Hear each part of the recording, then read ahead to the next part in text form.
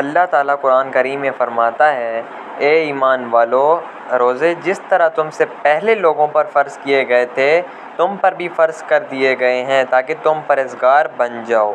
رمضان کا مہینہ وہ ہے جس میں قرآن مجید نازل کیا گیا، جو لوگوں کے لیے سر ہدایت ہے، اور اس میں لوگوں کی صحیح رہنمائی کی باتیں ہیں اور غلط اور صحیح کو الگ الگ کر دینے والی صاف اور واضح باتیں موجود ہیں۔ سو تم میں سے جو کوئی اس مہینے میں موجود ہو وہ اس پورے مہینے کے روزے ضرور رکھے۔ حضرت سلیمان فارسی رضی اللہ عنہ سے روایت ہے کہ ماہ شعبان کے آخری تاریخ کو رسول اللہ صلی اللہ علیہ وآلہ وسلم نے ہم کو ایک خطبہ دیا۔ اس میں آپ صلی اللہ علیہ وآلہ وسلم نے فرمایا، اے لوگوں، تم پر ایک عظمت اور برکت والا مہینہ سایہ افغن ہو رہا ہے۔ اس مبارک مہینے کی ایک رات شب قدر 1000 مہینوں سے بہتر ہے۔ اس مہینے کے روزے اللہ تعالیٰ نے فرض کیے ہیں اور اس کی راتوں میں بارگاہ خداوندی میں کھڑا ہونے یعنی نماز تراویح پڑھنے کو نفل عبادت مقرر کیا ہے، جس کا بہت بڑا ثواب رکھا ہے۔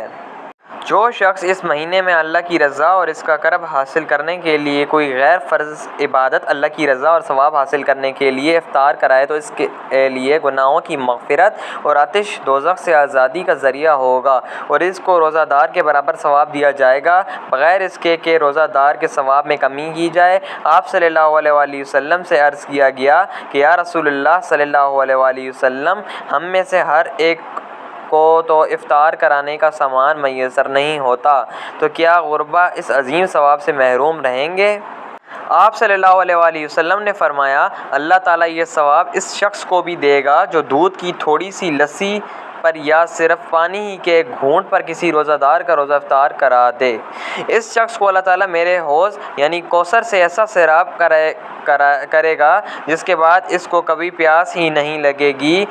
تاکہ وہ جنت میں پہنچ جائے۔ اس کے بعد آپ صلی اللہ علیہ وآلہ وسلم نے فرمایا، جو آدمی اس مہینے میں اپنے غلاموں خادم کے کام میں تخفیف اور کمی کر دے گا، اللہ تعالیٰ اس کی مغفرت فرما دے گا اور اس کو دوزخ سے رہائی اور آزادی دے دے گا۔ حضور اکرم صلی اللہ علیہ وآلہ وسلم نے ارشاد فرمایا کہ رمضان کے 3 عشرے ہوتے ہیں۔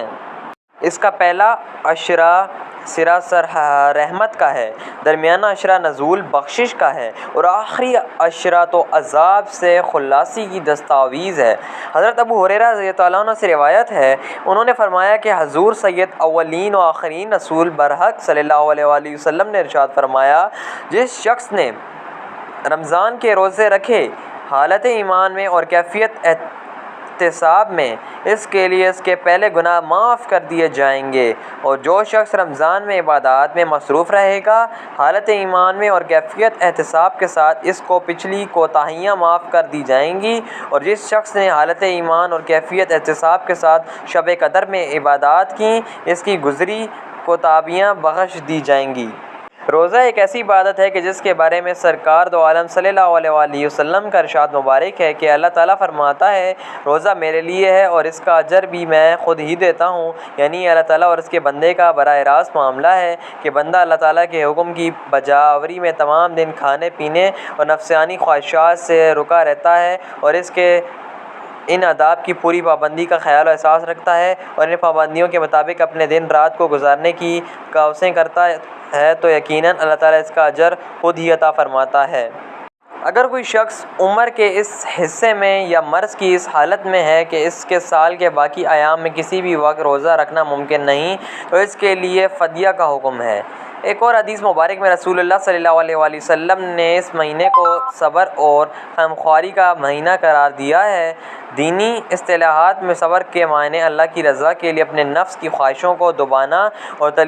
تلخیوں اور ناگواریوں کو برداشت کرنا ہے، جس سے اس کے اندر ان غربا و مساکین کی ہمدردی کا جذبہ بھی پیدا ہوتا ہے جو ناداری کی وجہ سے فاقوں پر مجبور ہو جاتے ہیں۔ اللہ تعالیٰ ہمیں تعلیمات قرآن و سنت نبوی صلی اللہ علیہ وآلہ وسلم پر پورے طریق سے عمل کرنے کی توفیق عطا فرمائے، آمین۔